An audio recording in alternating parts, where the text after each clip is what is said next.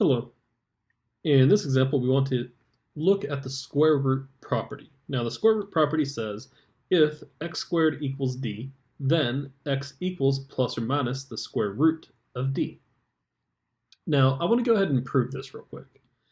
The proof isn't really that difficult, but it is interesting.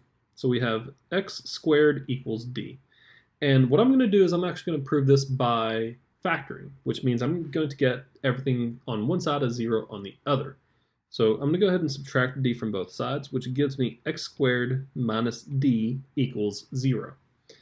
And believe it or not, this is actually in that form that I showed you earlier of a difference of two squares. And remember that the factorization of a difference of two squares is a plus b, a minus b, when we have a squared minus b squared. But this doesn't really look like this, does it? Well, no. So how do I make it look that way? Well, here's the idea. I can make this as x squared minus instead of d, I can make that the square root of d all squared, equaling 0.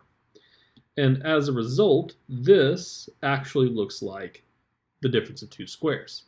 So a squared minus b squared. So a is x, b is the square root of d. So that means that the factorization of this will be x plus the square root of d times x minus the square root of d, all equaling 0. Then you simply set each one equal to 0. So I'm going to kind of draw an arrow up here. That means that x plus the square root of d equals 0, or x minus the square root of d equals 0.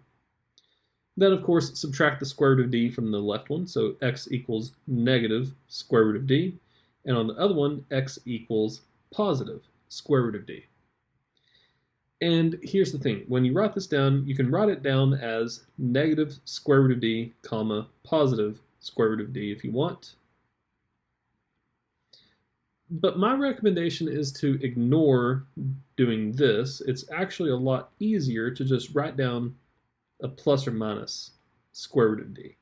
It just makes it easier. Excellent. Well, there you go. And that's when I would put down, of course, QED. All right. Well, I believe that's it for this example, or for this video at least.